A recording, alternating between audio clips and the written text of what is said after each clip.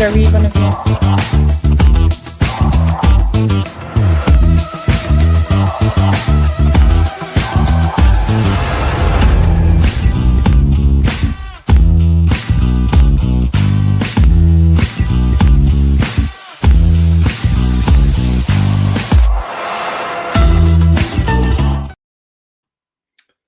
Welcome to another session of Weekly Live on Wednesdays with me, your host, Kenneth Nell, also known as the Hoodie Guy, and your co-host, or my co-host, will be Shira Salmon, also known as The Voice, who will be leading the charge from her candlelit, romantic, thunderstruck office down in Southern Africa. Sorry, I can't, Shira. I can't keep a straight face. Well, I mean, if it looks like I've got a warm glow, it's because I do. You do, from all the candles to keep the light that is left, because the thunder did take away your electricity. But we have battery power and we have mobile devices, and you can still get online. Absolutely. Thank goodness for that. Just think about that for a second. Right. So today we are going to dive into the wonderful world of snake oil and conversations. I'm sure everybody knows what snake oil is. And in case you don't, remember those I was going to say, just explain anyway. Thank you. Yes. In those old Western movies, there would always be somebody selling a balm or an oil or something that would cure everything. All you had to do was drink it. And they earned the reputation of being snake oil salesmen. And unfortunately, a lot of people on LinkedIn are now getting the same reputation as snake oil salesmen because of the pitch slap, because they don't believe in building relationships. The fact that LinkedIn is destroying automation tools, LinkedIn is banning things that are scraping data, because LinkedIn believes, like we do, that business is built on relationships, trust, know the other people. It's not built on snake oil. And to build a relationship, you actually need to have a conversation with somebody. Like I'm sitting with Shira now, and I could be monologuing for the next 30 minutes, or I could hand over to Shira, the voice, and she would talk to me. Like I would say, "Hey, Shira, how are you?" And I'd say, "I'm fine, Kenneth. How are you?" "I'm great, thanks." And then we would apply the love principle, which is listen. So, Shira, where do you go for holidays? Where's your favorite place to go for a holiday? Oh, down to the coast. Right, the coast. Okay. So the coast being Durban? At the moment, Cape Town. Okay. So we all know where Cape Town is. Cape Town is a wonderful place. Now, listen, Shira's just told me Cape Town. Observe, validate, and expand. What do I mean? I could now take the conversation and go, wow, my favorite beach in Cape Town is Camps Bay. What do you think? And now I've switched the focus of the conversation from Shira to me. So I'm not observing and I'm not validating her experience and I'm not expanding on it. But I could turn that around and go, so Shira, what's your favorite beach in Cape Town? Boulders. Okay, I love you would choose Boulders. And why do you love Boulders? Because of the penguins. I was going to say, it's the Penguin Beach, right? It is. It's the Penguin Beach. Do you have a favorite beach in Cape Town? See how she switched that in the conversation? That's called the love effect. You listen, observe, validate, and expand. The exact same thing is applicable to LinkedIn, right? Shira is going to now demonstrate the power and the reasoning behind why you should be commenting way more than you actually are. Yeah, let's show your network some love. All right, so where I'd like to start is let's take a step back and have a look at your profile. So when you start the journey with us, and we've been working through these Wednesday live sessions, we've discussed quite a few things about your profile. And when we're starting to look at a profile, we make sure that we're looking at the banner. Do you have a banner? Is it gray space? Is it your favorite holiday destination? Or does it tell people about what you do? Then you go down to the profile picture. Are you facing in? Do you look approachable? Are you friendly? You go down to title. Can people guess what you do just by reading your title? It doesn't have to be boring, account manager, but if it's France's What Knowledge is Power and Francis Bacon, I'm going to be wondering what it is you actually do. And yes, that is someone's actual LinkedIn title, Knowledge is Power and Francis Bacon. Since we don't know why Francis Bacon, I feel like I don't have the power. But you're creating a story about who you are professionally. As we move down that profile, we've got the About section. We've spent some time talking about the About section. That is not about you. Now imagine we having a conversation and go, I'm Shara Salmon. I went to the University of Pretoria. I studied biokinetics. I now do digital marketing. I'm here to support you on your journey. By the third eye, you're not paying attention anymore. And if all I was doing was telling you about my amazing attributes of how much of a great team player I am, you're also not going to be really paying attention. So that About section gives me an opportunity to speak to what it is that I can do for you. It's about how I help you. And then towards the end of the About, we go into why you should trust me to do that. Because like Kenneth has got 25, 30 years of experience in digital marketing. So there's a trust factor that you can bring in there. We bring in the featured section where you've got a newsletter, where you've got to book a call. So you're not just doing a whole lot of posts. You can have some interesting stuff in your featured section. So if you work through your profile, the first step is to make sure that you actually have all those elements there. And then you think to yourself, well, I've done all the stuff. I have recommendations. I've listed my experience. I've put everything on my profile. So Kenneth is giving us a great example here of his profile that he's been working very hard on. And one thing I'd like you to know, Ken, if you can just go to the top there for your rotating banner, is that this banner is a work in progress. So don't think about your banner as an early 2000s website that you're done, it's done and done. You can update your banner. You can change it as you feel like you've learned more about yourself and what you do in your industry. So don't just one and done. You can update your banner.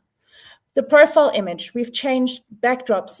Ken used to be in a suit, and then we realized those aren't the conversations that we want to be having. You can wear a suit, but we're not suit people. So we portray that. Like if you look at Kenneth and you look at his profile, you can see the person that I'm going to be talking to is the person from this profile. Ken, if you can just pull up my profile there somewhere as well, that would be awesome. Just as a reference point. That should be, somewhere in your connections. There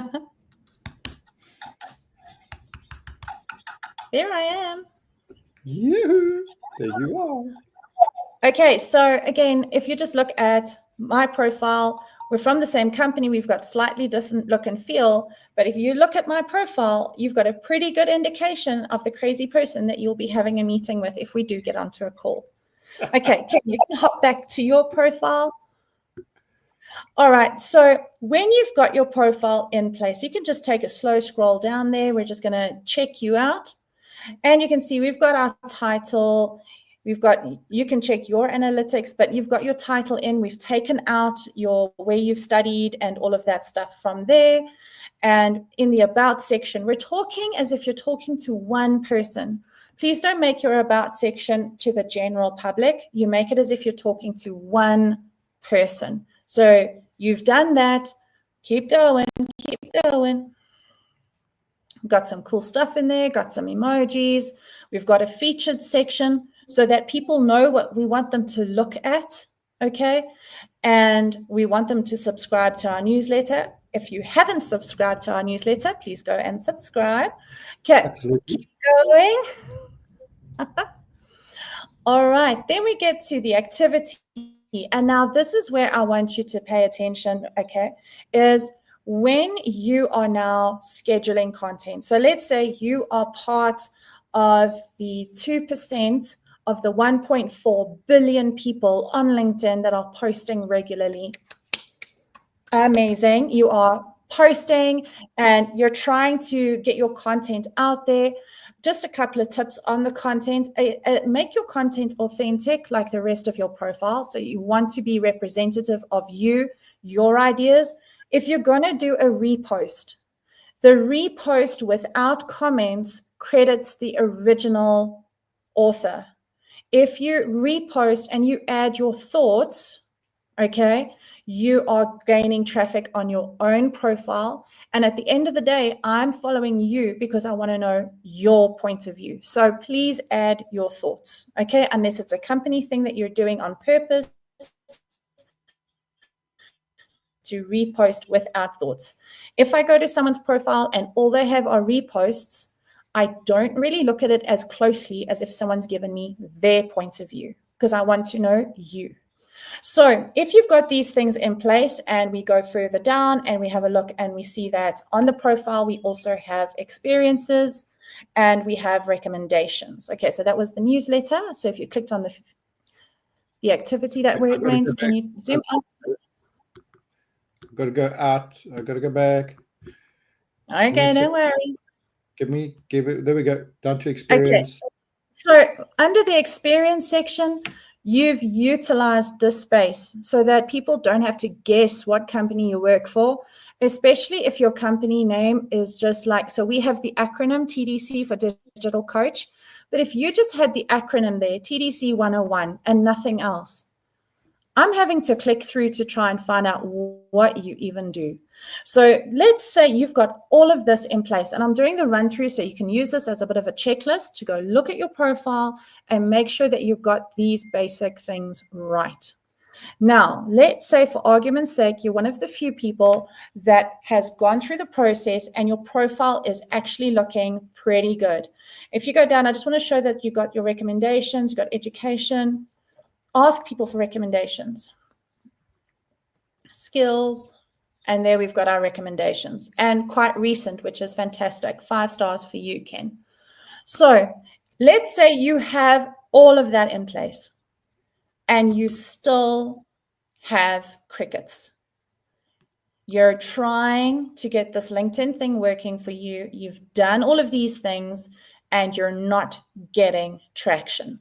Now, as Ken can attest and as I can attest, because in the beginning, because we were focused on the full digital spectrum, we weren't focused in on LinkedIn as a B2B platform. We were very much focused into your websites, your B2C, your Facebook, Insta, all of the other things. And we had LinkedIn profiles. And like with everybody else with COVID and that, we started to pay LinkedIn a bit more attention. That's why it's gone from 600 million users up to 1.4 billion. People start to see the value in LinkedIn. The problem is that initially LinkedIn was there to act as a CV. So now what people have done is they've taken that CV model and they've applied like a sales page model to their profiles, which is correct, but we're still not seeing anything. And if you're posting regular content, you're one of the few people that is. So why aren't you seeing any interactions? Why aren't you seeing anything coming inbound? So what happens is if you're just shouting out all the time and you're going, this is my banner, this is my title, this is my, you're going into that I on your LinkedIn profile. Great. But you don't take the conversation further. Because it's all good and well, you introduce yourself. You go, I'm Shara, and you reach your hand out. So if you were at a networking event, you don't stand in the corner like with a flyer going, just look at what I do. Look at what I do. Don't talk to me. I don't want to talk to you. Just, this is what I do. Only talk to me if you want to buy my stuff. Buy my stuff, but don't talk to me.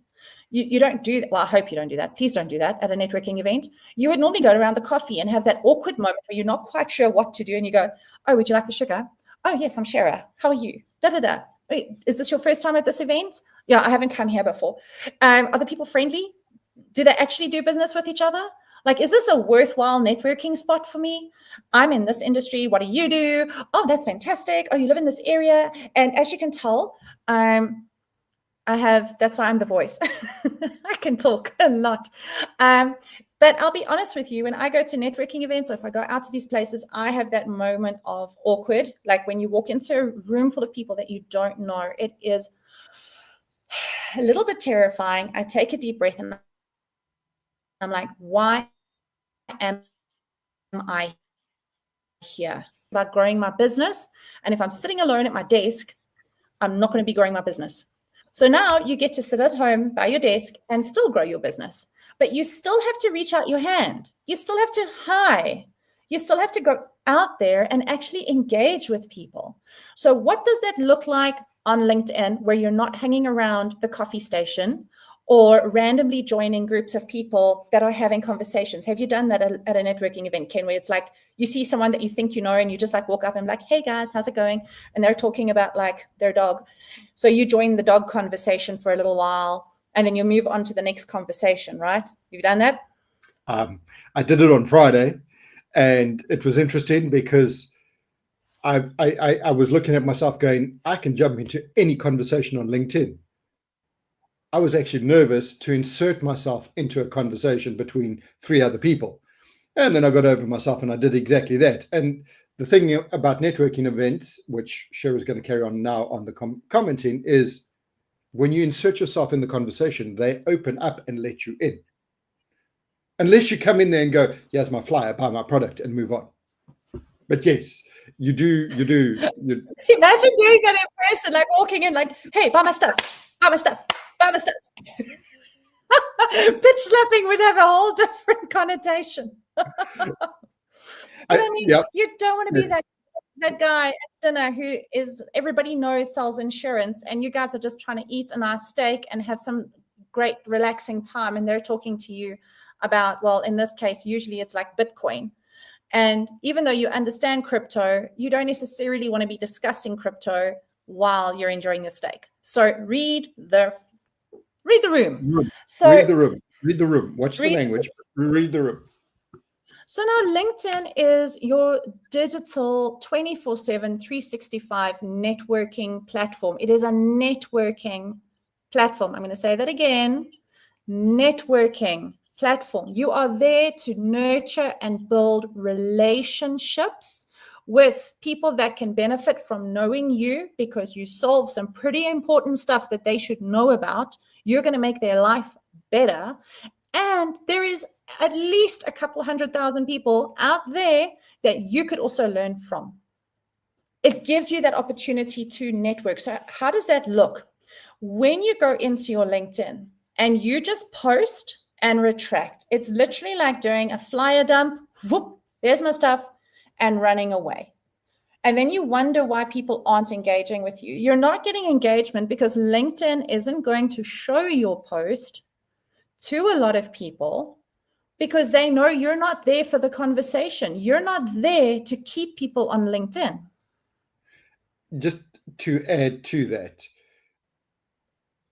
people, when we have this conversation around commenting, they will always answer me and go, but I always reply to anybody who comments on my post. Yes, that is a requirement. But interestingly enough, you're waiting for them to take action and you're not showing them love and you're not starting the conversation. So when nobody leaves a comment, you don't actually reply to anybody and you end up with crickets and tumbleweed, right, Shara? Absolutely. So if you're basically, that's like going to a networking event and having a stall at the back with a nice big banner and waiting only to speak to people that come to your table. Now, if you really want to grow your business, if you're serious about marketing your business, if you're serious about growing your brand, I would not be standing by a table in a room full of 300,000 prospects. I would not be standing behind a table, hiding behind a banner saying, please talk to me if you don't mind. That's essentially what you're doing. You don't want to be doing that. So how do you change it? Okay, there's a couple of things that we want to do. And let's start with something that is maybe not as intimidating, is it's easier to join a busy session, right? So if you want to go and comment, you don't necessarily have to start with knowing exactly who you want to talk to, exactly where they're hanging out. Find people that are already having conversations and practice joining. Like I had to practice going to LinkedIn events, not LinkedIn, in-person events. I had to practice when you get that 90 seconds to stand up and say who you are. I had to practice that. So practice joining conversations. So go to people like Jasmine Alec, Eric Partiker. Ken can maybe drop some of the names in the chat, or we can share those names on our event as a comment.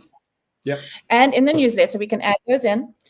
But you go to someone who's already having a conversation. Gary Vee, Jasmine Alec is great if you want to even like look at honing your LinkedIn skills.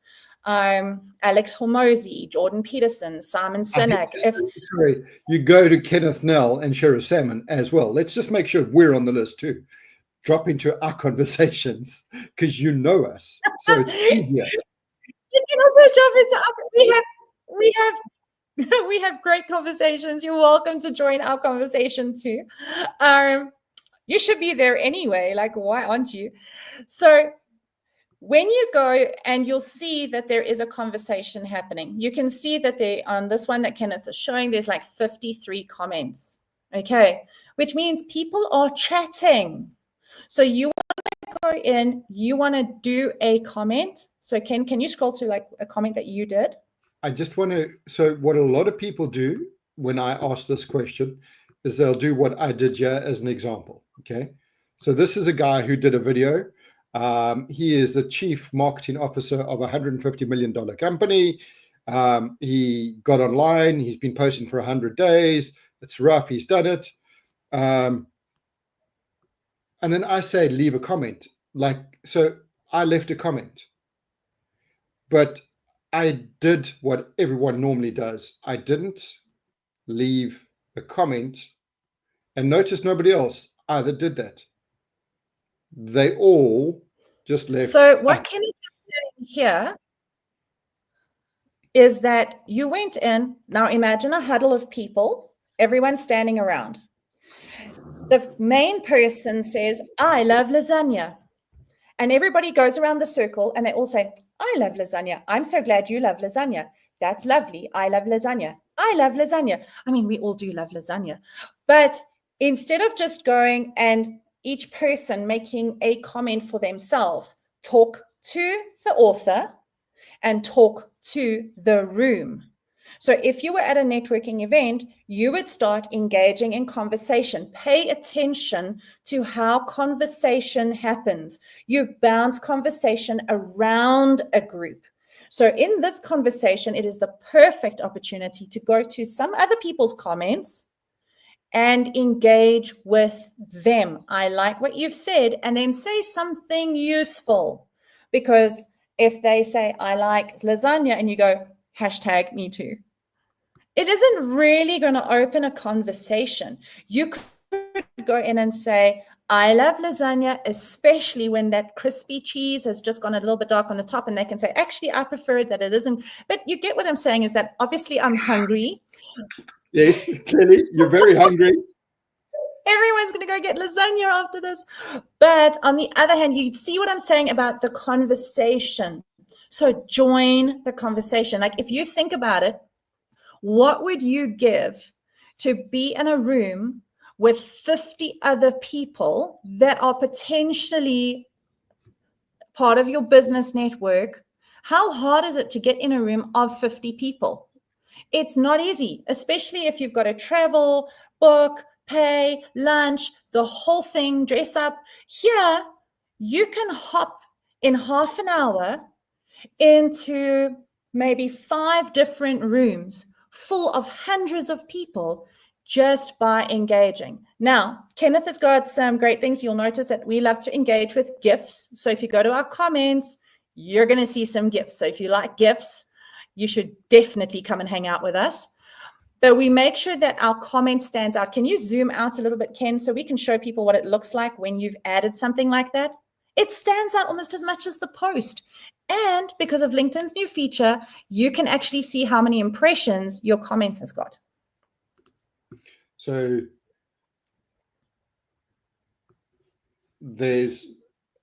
I started and jumped into the conversation.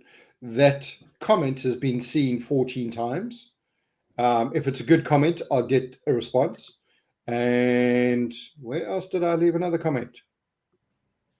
You see, somebody else also left a Look GIF. how much that stands out. Like, and you can use an image, you can use an emoji, but make it like have some personality.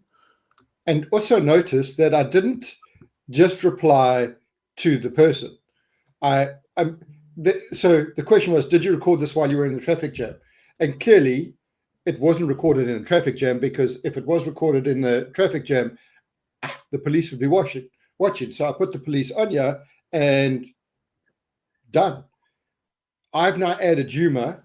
Other people have added humor, and I've been seen by other people. So I've now participated in the conversation, and we've got a conversation going. I haven't just gone, oh, I left a comment for the author. Nice lasagna. We're all going to want lasagna after this. But so what Kenneth has done is he's joined a networking conversation. So now what happens is you've got your profile photo, you've got a title, you've got information about yourself that appears when you've made that comment. If you are somewhat witty or you're just a lovely person, there is a good chance people that are in that comments are going to go look at your profile. The other thing is that if you've commented on someone else's comment, they're going to be interested in who is this person. Just as if someone was talking to you, you would turn and look and say, who is this? That's exactly what happens on LinkedIn. And because you're having conversation, you then have content that you've posted. It's much easier for someone to now engage with you. You want to make it as easy as possible for people to engage with you. So if you're not going out there, you're not joining the conversation, why are they going to show up on your profile and start a conversation with you? You need to be out there, you need to be commenting, and go and engage. So you got the busy room, okay, which is a lot easier. You can kind of see what people are saying. And if you're not sure what to say, take comments that you like and resonate with you, and then adapt it a little bit for you. So it's good practice to be in those busy rooms. The quieter the room, the harder it is. The busier the room, it's easier for you to like pick up on the conversation. Then go to your ideal client. Go and see who is posting. If you've got, you can go onto your sales nav and see who's posted recently. You can go to your notifications. Go and look at who is talking that you would like to have a conversation with. Go start the conversation in their content. Don't just message, DM, hey, how are you? Did you see my last message? Hi, how are you? Did you remember to read my last message? Hi, I see you haven't answered my last message. Just Hi, popping I this see to the you top in of your 2 weeks. mailbox. Yes, we all know that we all hate them, but yet we always fall back on them because we haven't practiced love. Listen, observe, validate, expand. So expand the conversation. Don't just go, oh, nice lasagna. You're going to go to, what do you like about lasagna? Why do you like the crispy cheese? And we're going to stop talking about lasagna because Shira has to wrap up now. And then we're going to go eat lasagna. So what I suggest is get onto other people's profiles, show love in LinkedIn, and LinkedIn will show you love. Get out there, comment, and engage in an authentic way. And LinkedIn will see that you're putting in the effort, because the algorithm will start to love you, because you are keeping people on the platform by networking, by engaging. So do that. And what I suggest is, like with most things, don't try and do it all at once. Set yourself 2 days a week that you go on and you do this, and notice how it changes your LinkedIn profile, but be consistent. And that's a wrap. And that is a wrap. And come back and share it with us. Next week, The Voice will be sunning herself on the beach somewhere by the sea. I am extremely envious, but it will just be me handling your weekly Wednesday live. And we may have a special guest that will be talking about the construction industry if she is available. So please join us for next week's session. I want to thank everybody for watching this, especially you folks on YouTube. Please don't forget to like and subscribe. You know the routine. And again, if you've got any questions, hit us up, join the conversation. Remember, we offer a free audit. So we will look at your profile for free to help you build your influence. As you can read by my new title, Your Profile is Killing Your Influence and My Humor. I thought it was pretty good. Shara didn't laugh at it. But anyway, thank you, folks. We'll see you next week. Have a wonderful week.